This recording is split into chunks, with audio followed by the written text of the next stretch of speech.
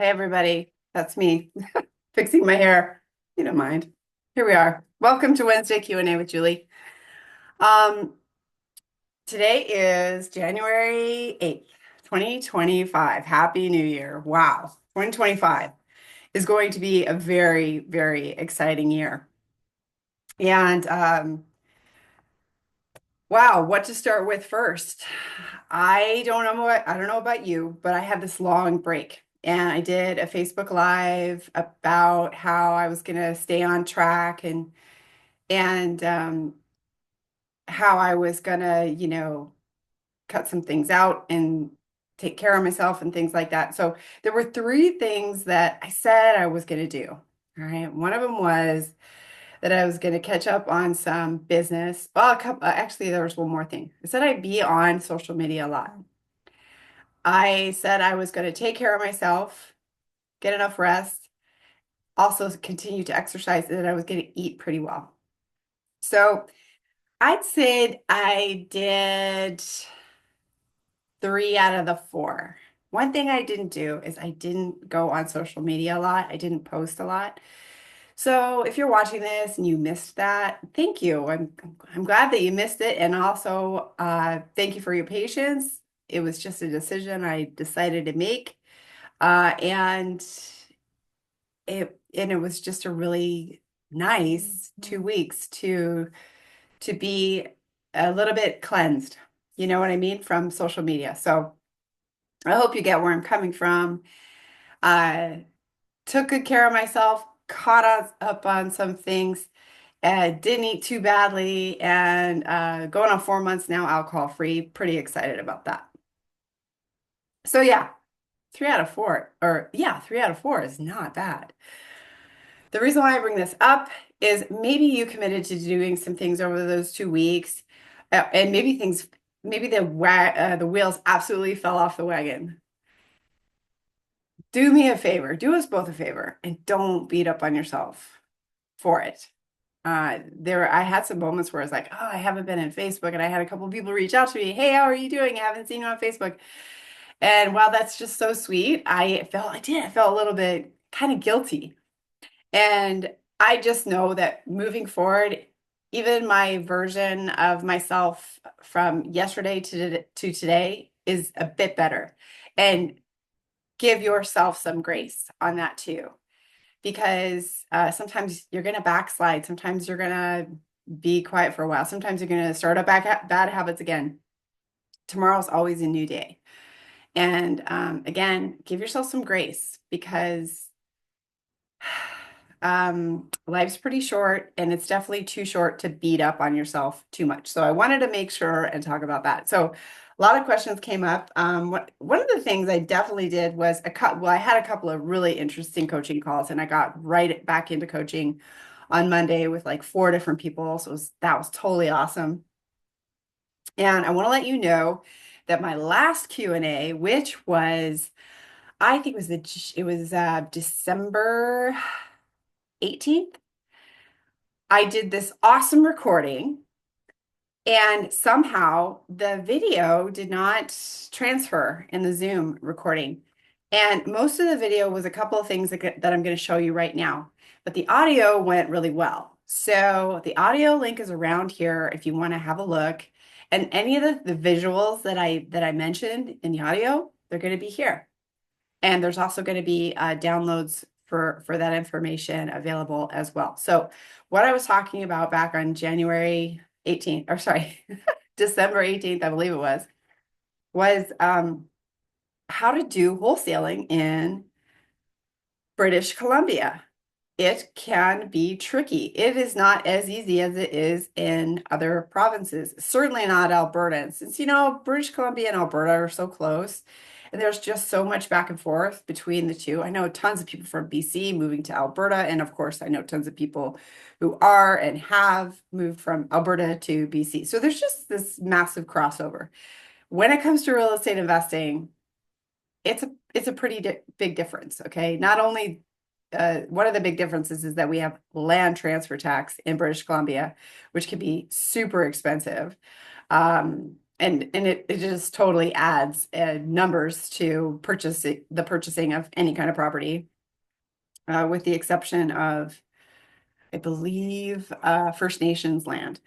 But don't quote me on that, okay? I've not bought on First Nations land.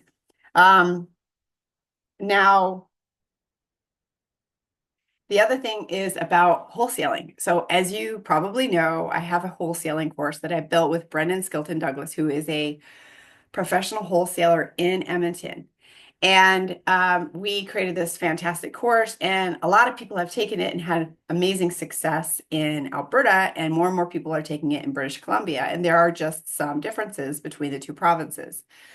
So we already have information on the Alberta um, wholesaling transaction, how you do it with the paperwork. And now what I'm going to just revisit for you so that you can see visually where it is in the paperwork, what you need to do when it comes to doing a wholesale. So I'm actually going to pause the recording real quick. I'm going to pull up the paperwork and I will be right back. Okay, so the first page that I'm going to show you is page 5 of 6 on this particular real estate purchase contract.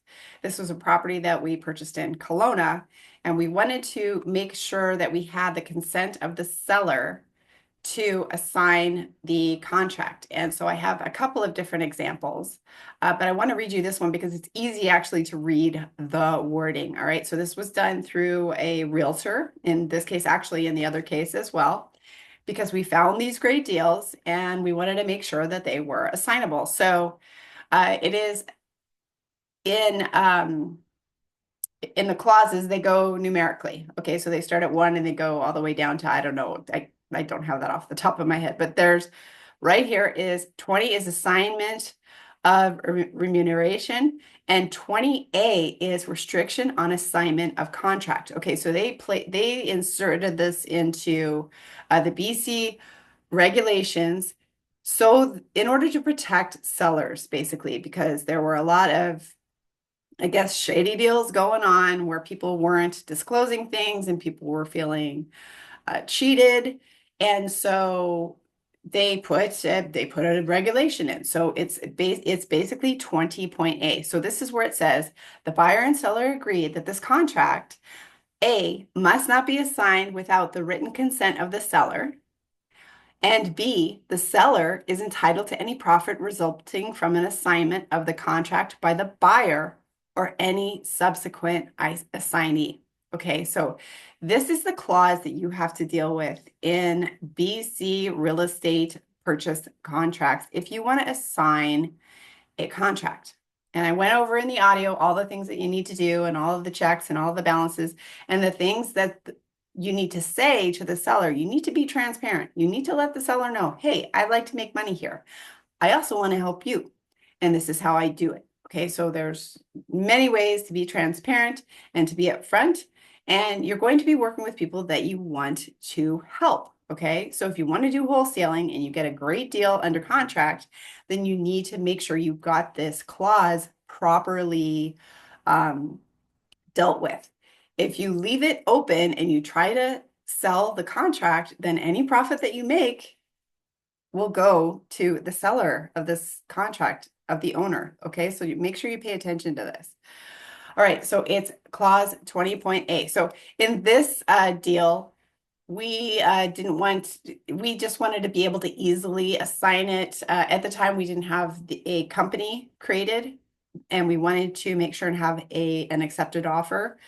So we submitted the offer in a personal name as the buyer, and we labeled it and or assignee, knowing that we were going to be assigning the purchase to a company. We hadn't created the company yet. So that's what we did in this case. And we didn't want to go that extra step to need the seller's consent, because that would have put the contract at risk. Right. And we definitely needed this. We definitely wanted this deal badly because we knew some zoning was coming down. We didn't know exactly when, but we knew that it was going to be soon. And that zoning did get in place before we actually closed on the property, which made it go up in value substantially. So it was important that we had at least that clause struck. So as you see, there's this kind of a barely legible line, actually, in the contract. And it is initialed because we added buyer may assign to a corporation or partner with no further consent from the seller. Okay, that was mostly just to streamline things. Now, in the case of, and secondly, I wanted to show you this because it's just easier to read. Okay, so if you want this contract to be fully assignable, this was a different deal that we did. We wanted the whole restriction just struck, and we explained to the seller, in this case, the seller was a developer, and he was selling 2 acres of his 4-acre parcel. He'd already built some of the townhouses that were on 2 acres, and he wanted to sell the other 2 acres. And we knew we had a good deal on our hands, and we also knew if we got it under contract, there might be a possibility that we might want to just assign the contract because it was a really, really good deal. So we struck the entire 20A, making this contract assignable without permission from the seller and without having to share any profits that we made from it with the seller. We were fully transparent with the seller. He understood completely, partly because he was an investor, because he's like, yeah, as long as I get my price, I don't care if you guys make money. That's how the conversation went. Now, sometimes you're going to sometimes you're going to assign a contract from an investor. In fact, speaking of Brendan Skilton Douglas, that I created the wholesaling course with, he reached out to me once, and he was buying a property from a wholesaler, and he's like, this is such a great deal. I can't move on it right now because I got too many things on the go. So he bought it from a motivated landlord who was just sick of this property, and he assigned the contract to me, and we did very well too. Okay, so assignments happen a lot between real estate investors. So it's good to know as many landlords as you can, because you just never know when a landlord's going to want to kind of offload a property quickly. Assigning a contract is a pretty decent way to do that.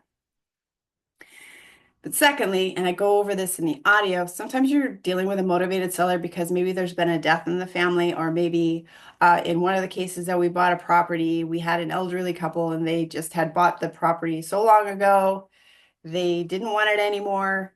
They needed to liquidate quickly, so they sold it at a price to sell price. And on top of that, we knew that it could turn into a much more valuable property. So we helped them get on to where they needed to be.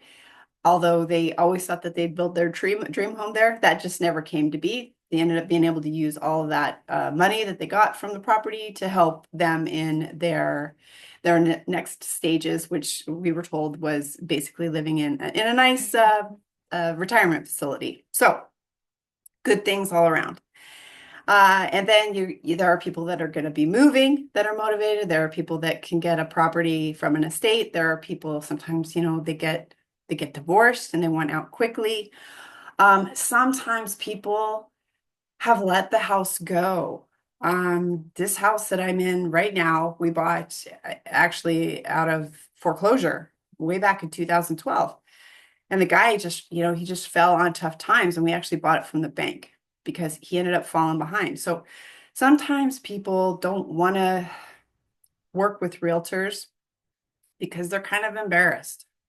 So that can be a decent wholesale too, especially if you're creating a win-win, helping somebody out of a tricky situation and also profiting at the same time. Both things can happen, and it can be a very good thing. And in BC, you've got to take that extra step. So I hope all of that makes sense. Now, I want to make sure and show you what the assignment looks like. Okay. So this is because I talk about it again in the audio recording that you will watch. So this is an assignment of contract. Okay. for British Columbia. So I get so many questions. I heard you can't do assignments in BC. I heard it's not allowed in BC. No, it's a little bit tougher than it was, I think 6, 7, 8 years ago, but it's not impossible. It's definitely still doable. So a signor is Mr. Professional Wholesaler, me. So I'm the person that I've got this property. I've got it under contract. It's a great deal. And it's going to help somebody else. It's going to help me make money. It's going to help hopefully somebody get what they want. And it's also going to probably help a BRRRR person or a renovator or a flipper or somebody buying their first rental property. It's going to help them too. So I am the assigner, and the assignee is, I said Mr. R, it needs to be Mr. BRRRR. Let me see if I can fix that right now. I'm going to do that right now. Let's see if I can line it up. I don't want it in blue. You guys are waiting around for me to do this. I appreciate your patience. Okay, let's see if I can do it. BRRRR. B. Will that work? Oh yeah, see, this is how I can line it up. I'm so dorky, aren't I, you guys? Hey, I did it. Mr. BRRRR, it's a little crooked. That's okay. It's kind of cute that way. All right, so Mr. BRRRR, Mr. Buy, Renovate, Rent, Refinance, and I guess another R is on the end, repeat, because BRRRR could be a really great strategy for you to be into properties, either no money down or very low money down. All right, so in the case where a broker is not involved, a realtor, you say not applicable, and you just don't leave any of that. Obviously, you don't fill any of that out. If it's a private sale that's between me, Mr. Wholesaler, and somebody that wants to buy this contract from me, this is how you fill it out. So the person that wants to buy the contract from me, Mr. Assignee, Mr. BRRRR, okay, this is these are our addresses, okay? Our occupations, our phone numbers. Buyers, you need to list your occupation because that it goes on title. So as like entrepreneur, or if you're like a school teacher, that's what you probably want to put. BC wants to know where people are working for some reason. I'm not exactly sure. Probably has to do with fraud or something like that. Contract of purchase of sale. So let's say the contract is for $360,000, but I know for a fact that you only have to put like 30 grand into it and it's going to be worth $500,000. And we'll have labeled here who the seller was. We will have it dated of the date of the original purchase contract. I'll have in here how much I've paid in earnest money deposit. So in this case, we're just going to say that it's $1,000.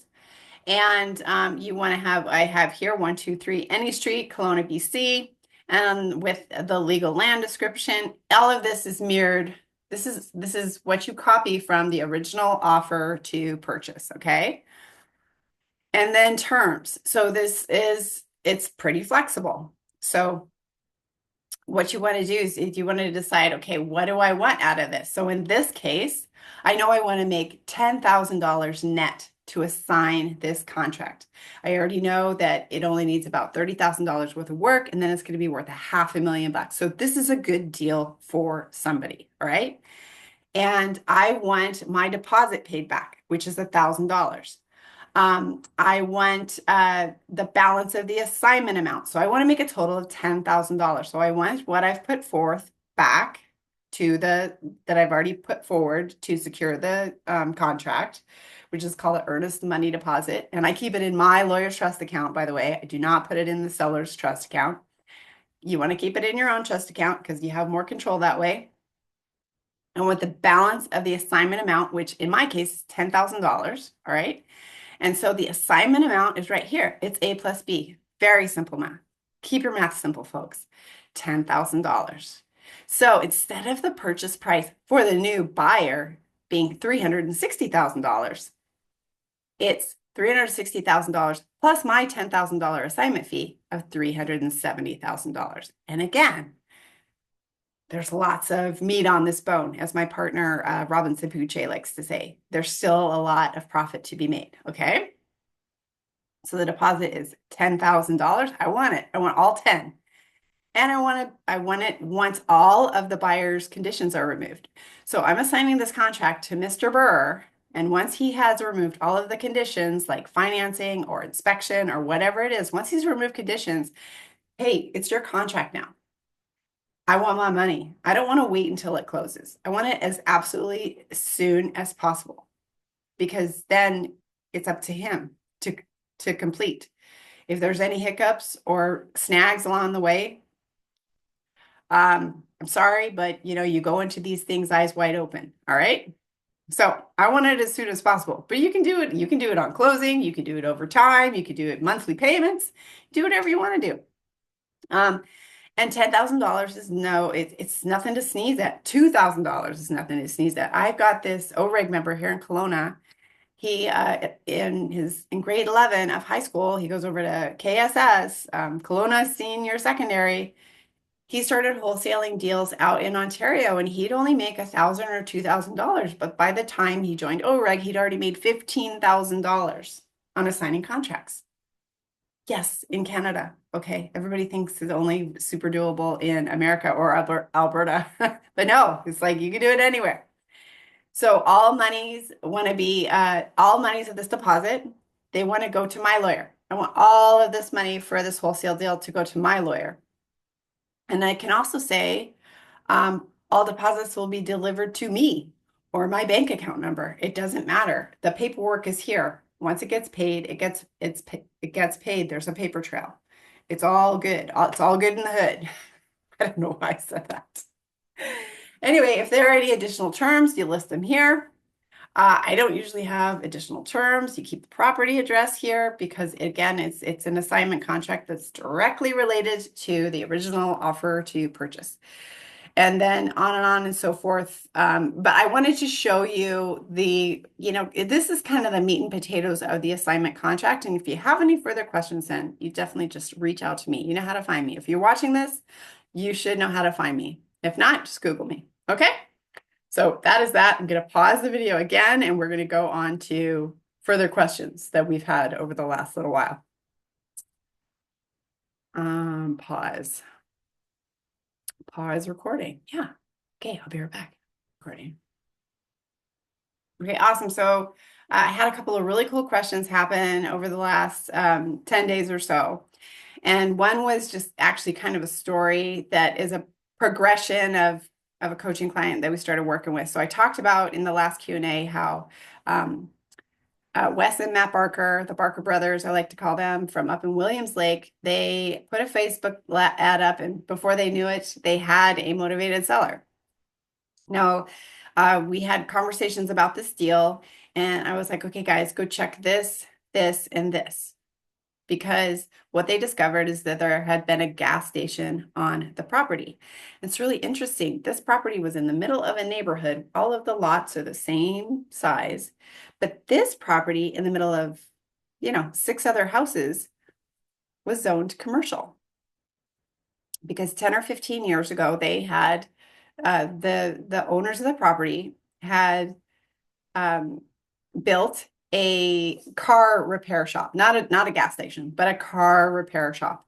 And they applied to the city for zoning for commercial so that they could have their business out of the back of their lots because it has like a back alley. And so they have this shop, fully equipped car repair shop, along with a single family home, zoned commercial. Kind of strange, right?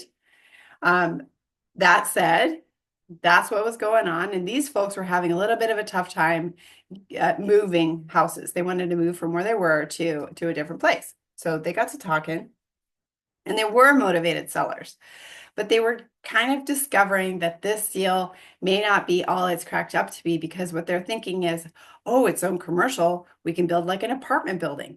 Well, honestly, what's interesting is that if a property is right in the middle of a bunch of residential and it's commercial, like a giant commercial apartment building that's like 3 stories tall with all these little single family homes around it, quite frankly, I'm just going to say it, it's goofy. It's kind of goofy, and it's probably a little bit impractical. And these guys, they're smart, they're construction guys. Wes is a electrician and Matt is a carpenter. Both of them Red Seal ticketed tradesmen. And so, they knew they could probably do it, but they also were like, I don't know if it's all that practical. Plus, there was another aspect to this story, okay? The house had had a fire. And in repairing the fire, the only things that were touched were the interior and the exterior of the house. If they would have had to pull a permit to do anything to dig a hole in the ground to rebuild a fence or to do something with a foundation, they would have had to remediate the entire lot. remediation means they would have to get all kinds of soil samples and see if there is seepage of bad stuff like liquids and oils and gasoline and things that can come out of cars, basically. See if there's any kind of problem with the soil because it could be an environmental hazard. So they were discovering, oh, if we have to dig, like if we have to demo this house, demo the shop, and dig to build a new building, that could be a major delay, and it could also be a major cost because if somebody finds something, it could add $50,000 to the cleaning up of the earth around where this commercial business was, this car repair shop. It's even worse. It's even more intense when there is a former gas station involved. The more real estate you do, especially commercial real estate, you will discover that that's always a big question mark. Has there ever been a gas station on the property? Because until, I don't know how many years ago, probably 30 years ago, places would just bulldoze places and throw something else up, and there could be contaminants that should have been dealt with. So anyway,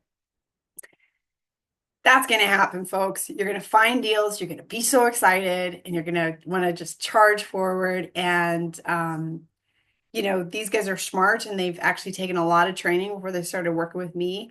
And they're just smart guys anyway. So they understood that they probably weren't going to take a lot more time on this deal because it probably wasn't as good as they had originally thought. But I'm just proud of them for putting themselves out there because again, they found that somebody reached out to them within like 24 hours of this Facebook post. So I thought that was pretty cool. Secondly, we're this awesome gal. Her name is JC. And I've mentioned her a couple times, and it was so funny. The first time I mentioned her, she's like, I'm a celebrity. So hi, JC, if you're watching this. And she is somebody who is attacking wholesaling, and she's a really successful real estate investor so far.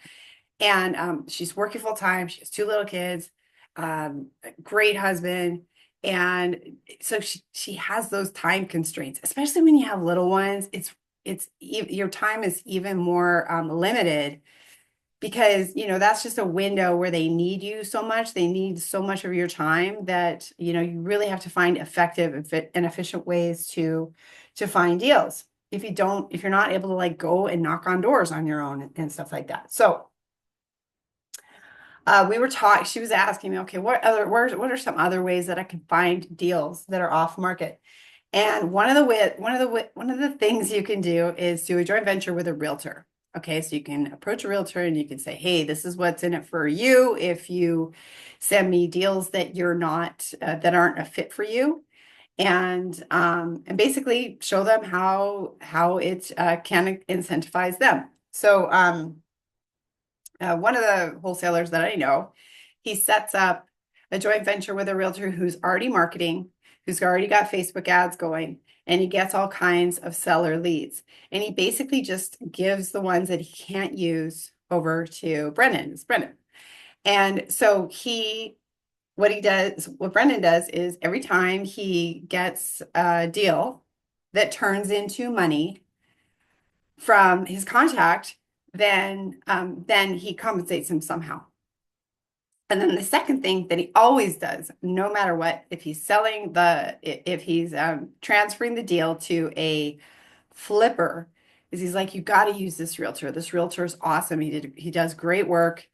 And it could just mean future business for the realtor. So it can mean not all places compensation is allowed. So you have to be careful of what's allowed in your certain jurisdiction, whether it's cash or gift cards or even just business referrals or testimonials. But there's usually a way to compensate somebody.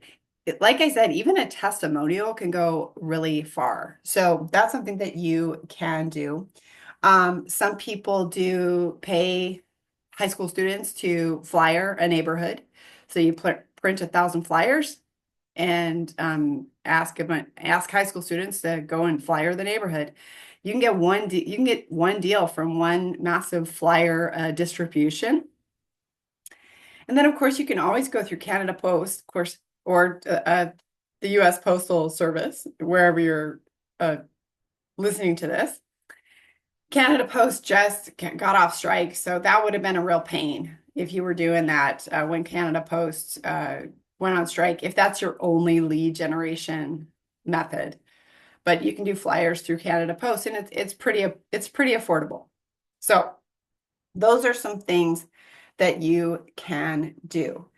All right. So you might be thinking to yourself, oh my gosh, why would a realtor refer me a client? Can a realtor just work with absolutely any client? Well, there are two different scenarios well, three actually, that where sometimes it just doesn't work. A perfect example, I've talked often about my coaching client, Carol, in Ottawa, and she found a deal through her daughter and her daughter's boyfriend.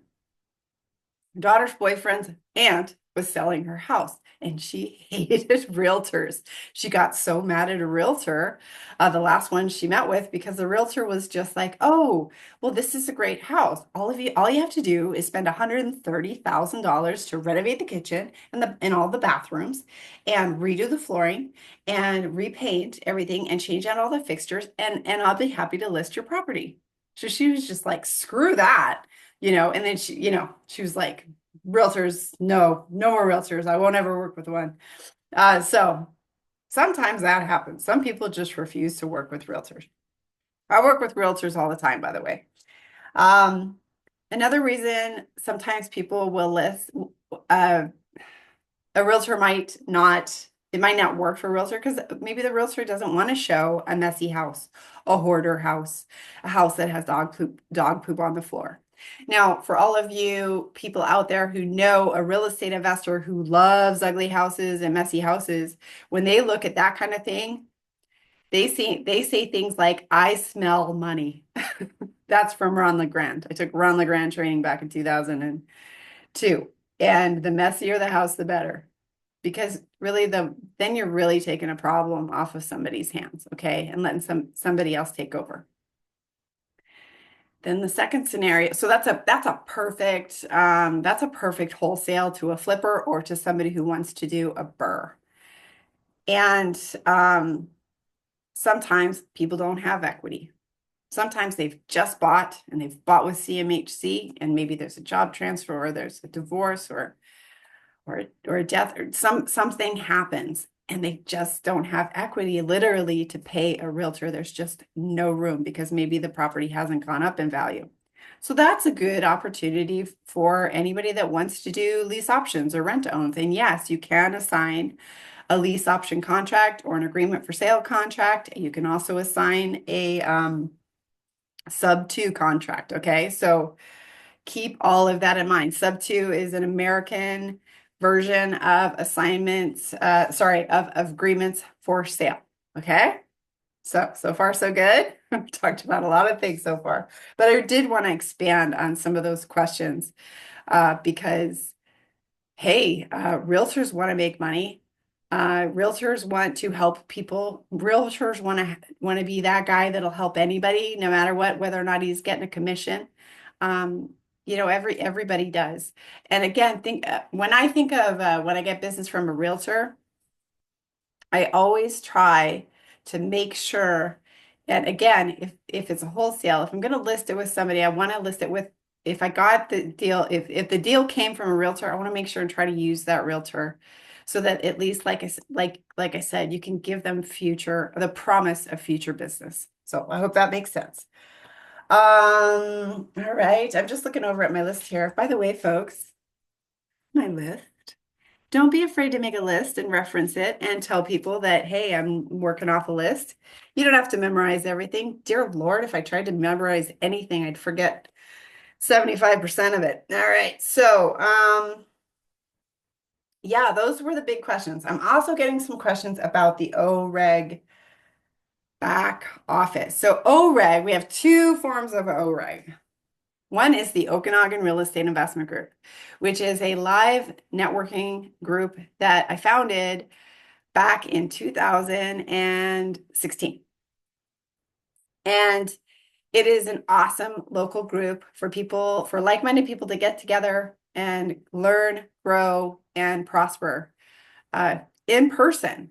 Now, what we've done is we've added a kind of an extension of OREG called OREG, just to make things nice. And I actually wanted it to line up. So that stands for our real estate investment group, and that helps bring what we do live digitally. Okay, so we're going to, in 2025, we're going to be broadcasting more and more events. And we have an awesome online platform. So I'm just going to pause this real quick and I'm going to give you a little tour of the online platform because it's a great place. It's like the Facebook group, but it's a little bit more intimate.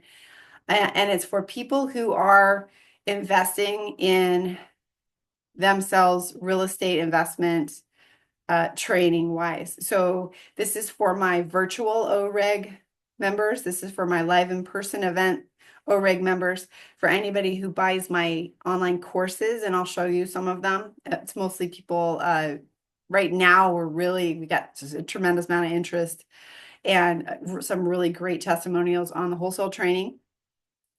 And then, of course, my one-on-one coaching clients. Okay. So I'm going to pause this real quick and I'm going to give you guys another tour. Okay, so this is the OREG back office. So again, our branding lines up with our live event networking. I call it OREG all the time. It's still OREG. It's just a different version of OREG. And it really is so that if you can't already tell, I get really excited when I talk about real estate investment stuff. Real estate can be life-changing for people. And if I can help people get to that place of freedom, then I feel very privileged to have that opportunity. So what better way to do that than to have more and more online spaces for people to, again, learn, grow, and connect.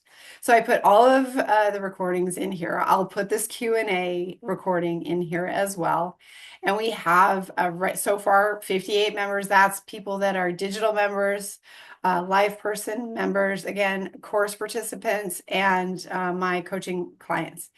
And it's a great place to get in and get engaged. Introduce yourself, just like Wesley did. This is Wes Barker. I just talked about him.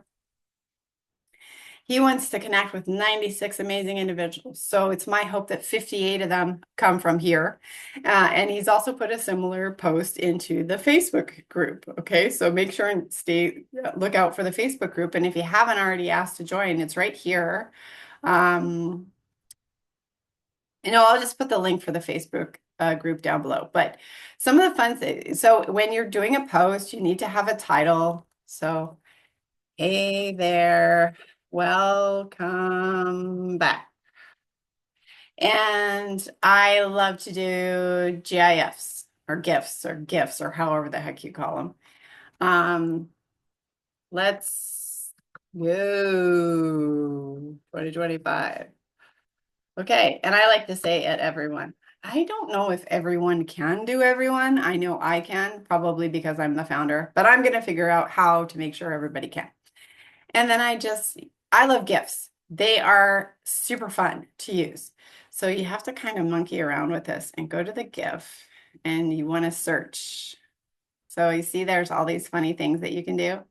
And I'm just going to say, hey there, and see what it comes up with. Yeah, see? So it has all these ideas, all these options. I like funny things. So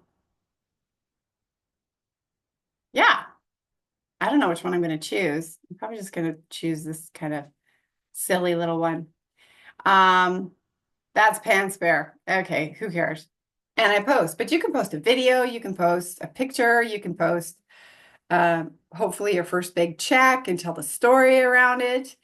And there's all kinds of things that you can do back here. And it's just a great way to connect. Put your deals in here, put your service in here, put a success story in here, and let's connect more and more and more, because the more people you know and the more people who know what you're doing, then the higher likelihood of you being able to find a deal. The learning portion is amazing. It depends on the level of your membership or you're working with me. on what you have access to, but here are some of the courses there. So everybody, no matter what, they get the Street Smart Buyer course, and it's soup to nuts on how to find deals, how to analyze deals, how to calculate, comes with a calculator, how to talk to motivated sellers, um, agreements for sale, joint ventures, as well as a full landlording course. And it is just absolutely amazing. It's so much quality information. And anybody that is part of, whether it's a $47 a month monthly program or my full-on coaching, uh, everybody has those baseline, I call them baseline fundamental courses. You also have access to digital monthly membership library, which is right now 108 lessons, but now we're going on like we're backed up. We have like 25 lessons that need to be added to this. So it's just hours and hours of content that you can use, that you can listen to and learn more and more and more. Everybody has access to the Street Smart Real Estate Investment Tools, the Motivated Seller Worksheet, how to do joint ventures, the color code personality test. That's so valuable if you work with other people. And by the way, everybody does. And it's a great thing to give to your spouse, your partner, your significant other, or anybody that you're around a lot. Your color is so important. And knowing somebody else's color helps you communicate effectively and efficiently. Networking, bringing up real estate the street smart way. This is how my coaching client, Carolyn Ottawa, found her very first deal in less than a week working with me. How to create a presentation, how to complete a BC real estate purchase contract. So this on top of what I just went over with section 20, uh, you know, 20.A in the real estate purchase assignment agreement and the real estate purchase agreement, like all of that tied together, it'll give you everything you need. Everything you need. And then, of course, it's just a great place to network. So you have access to those three things. And these are just a whole bunch of courses that I have. We're really focusing a lot on the wholesaling course because so many people are interested in wholesaling. And wholesaling is the best way to get started in real estate or grow or create another income stream. We have so many successful clients and course students who have replaced their income. I just got I just got a voicemail from, oh gosh, what is his name? And he is so fantastic. I was actually at his auntie's house, perhaps buying a chair, but that didn't end up work out because I needed two and she only had one. Um, Solomon Billada. And he is absolutely rocking it. And he'd actually taken about, well, he'd already invested like $15,000, 15,000 in coaching and courses before he found our wholesale course. And after the wholesale course, it changed everything and his results absolutely skyrocketed. So he has this awesome voice testimonial that I'll put out there at some point. But Solomon, you're a rock star. Thank you so much for being such an amazing action taker. Yeah, and I can't find it. So, but that's okay. That's okay.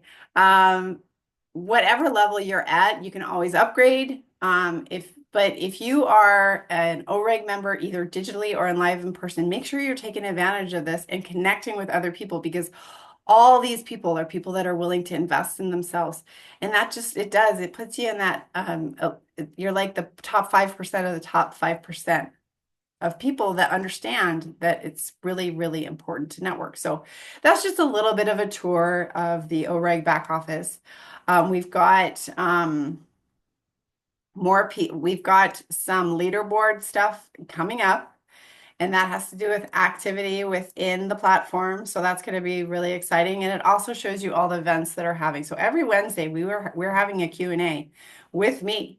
Okay. And sometimes we're going to have guests too, but every Wednesday at 6 p.m. So, and I record them and then guess where I put them? That's right. I put them in here. I put some of them also in the Facebook group. But most of the most valuable information is going to be right here in the OREIG platform. Okay. So I hope that makes sense. I'm going to stop sharing for now. Thank you for being here. Let's make 2025 amazing. I feel so optimistic about the future of Canada, the future of America. A lot of great things have happened, and I hope great things continue to happen, not just for Canada, America, but for you for watching this. I really appreciate you being here. I hope you got a lot out of being part of this Q&A. And if you have questions, then just send them out to me and I'll address them here on the Q&A. Okay. So we'll see you next time. Thanks again for being here and have a good one.